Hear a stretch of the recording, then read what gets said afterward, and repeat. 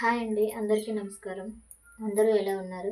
ఈ వీడియో ఏంటంటే, భవానీ మాలలో నేను చేసిన ఒక తప్పు మీరు చేయొద్దని నాకు కలిగిన అనుభవం మీతో పంచుకోవడానికి ఈ వీడియో చేస్తున్నాను. ముందుగా చిన్నపిల్లలకైతే చాలా చిన్నపిల్లలు ఉంటారు కదా! 4 ఇయర్స్, 3 ఇయర్స్, 5 ఇయర్స్ ఇలా. ఆ పిల్లలకైతే మాలేయొద్దండి. నా పిల్లలకేస్తాను, నేనేస్తానని మొక్కుకోలేదు. అనుకోకుండా మాల వేశాం. మాల వేశాం కదా!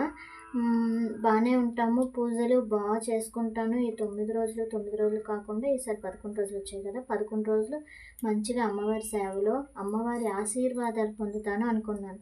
కానీ నాకు కుదరలేదు. ఉదయాన్నే 3కి లేచి మా ఇల్లు మొత్తం ఊడ్చి, ఒత్తుకొని అన్ని పనులు చేసుకునేసరికి నాకైతే 6 అయ్యేదండి. 6కి పిల్లలకి రెడీ చేసేసరికల్లా 6:30, 7 అయిపోయేది. వాళ్ళు ఇంకా టాయిలెట్ పోసినవి అవి ఇవి తడపాలన్నీ చేయాలి. ఆ ఇబ్బందుల వల్ల కొంచెం లేట్ అయిపోయేదాన్ని. లేట్ అవ్వడం కాకుండా పిల్లలు కొన్ని విషయాల్లో ఇబ్బంది పడ్డారు. అంటే ఇబ్బంది అంటే ఇంకేం కాదు, మాకైతే 3 పూటల స్నానాలు చేస్తారు. 3 పూటల స్నానాల వల్ల చల్లని నీళ్ళ వల్ల నాకు తెలియకుండా నేనేమో చేయాలేమో అనుకోని 3 పూటల పిల్లలకు కూడా చేపిచ్చేసేదాన్ని తలకి స్నానం, చల్లని నీళ్ళు. అందులోకి అప్పుడు వర్షాలు కూడా పడ్డాయి. చల్లదనం వల్ల పిల్లలకి ఒక పాపకి జ్వరం వచ్చింది. ఇంకో పాపకైతే ఉప్పు పన్ను ఉంటుంది కదా, నొప్పి. దానివల్ల మేము చాలా అంటే చాలా బాధపడ్డాం. నాకైతే ఏడుపొచ్చింది. మాల ఎందుకేసాను అనిపించింది. అసలు ఎవ్వరికీ ఇలా అనిపించకూడదు, ఇలా రాకూడదు.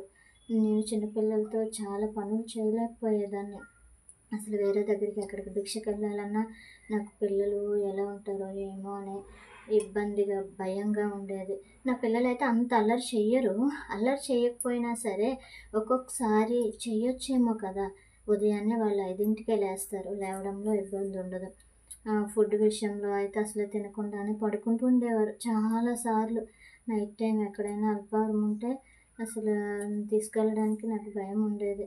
ఇంకెందుకని ఆ టైంలో నేను ఈవినింగ్ ఏదైనా ప్రిపేర్ చేసి పిల్లలకి, నాకు పెట్టేసుకుండేదాన్ని. పిల్లల దగ్గర మరి ఇంకెవరు ఉంటారు? నేనే పడుకోవాలి కాబట్టి, మేము ముగ్గురం పడుకోవాలి కాబట్టి నాకు కూడా వెళ్ళడానికి వీలయ్యేది కాదు. వెళ్ళలేకపోయేదాన్ని. పూజలైతే అసలు ఏం చేయలేకపోయాను సరిగ్గా. అందువల్ల నేను ఈ ఒక్క తప్పే చేశాను. చిన్నపిల్లలకి మాల వేయించడం అసలు. నేనైతే అలా అనుకుంటున్నాను. ఇంట్లో వేరే వాళ్ళు ఎవరైనా చేసేవాళ్ళు ఉంటే నిజంగా వేసుకోవచ్చు. ఎందుకంటే నేనున్నాను. నాకు ఇంటి దగ్గర మొత్తం దీపం పెట్టి మొత్తం అన్నీ చేసేవాళ్ళుంటే లేచి పిల్లలకి స్నానాలు చేసి, నేను స్నానం చేసి, దేవుడికి దండం పెట్టుకొని వెళ్ళిపోవచ్చు. లేదు ఇల్లు మొత్తం నేనే శుభ్రం చేసుకొని, అన్నీ చేసుకొని వెళ్ళాలంటే మరి 7 అవుతుంది కదా! నాకైతే 7 అయ్యేది. నైట్ టైము పూజ అయ్యేసరికి 10, 10:30.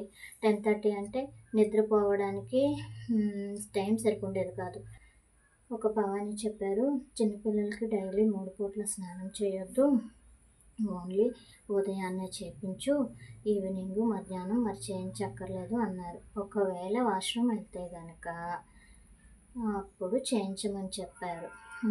ఇంకంతకుమించి చేయించొద్దు అని చెప్పారు. ఆ విధంగా పిల్లలకి స్నానాలు కొంచెం ఆపాను.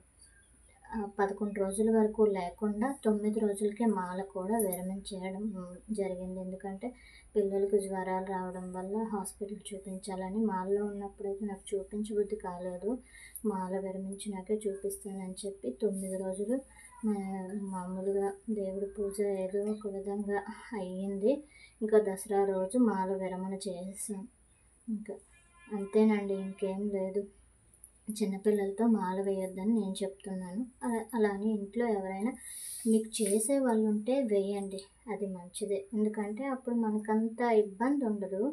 ఇబ్బంది లేకపోవడం వల్ల మనం ఫ్రీగా ఉంటే మనం పూజ చేయగలం, ఆరోగ్యంగా ఉండగలం, పిల్లలు బాగుంటారు, అన్నీ బాగుంటాయి.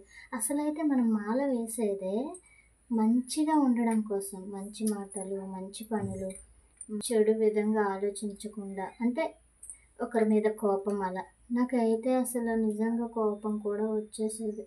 అంత దీనిగా అయిపోయాను. నాకు అందుకే బాధేసింది. మాల ఎందుకేసాను అనిపించింది. అసలు అలా అనిపించకూడదు కదా! అందుకే ఇంకెప్పుడైనా నేను మాల వేస్తే గనక పిల్లల్ని వేయించను. నేను ఒక్కదాన్నే వేసుకుంటాను. అందువల్ల మీకు ఈ విషయం మీతో షేర్ చేసుకుంటున్నాను. నేనేమైనా తప్పు గట్టా చెప్పుంటే సారీ అండి. ప్లీజ్ అండి సబ్స్క్రైబ్ చేసుకోండి, సపోర్ట్ చేయండి ఫ్రెండ్స్. Bye friends.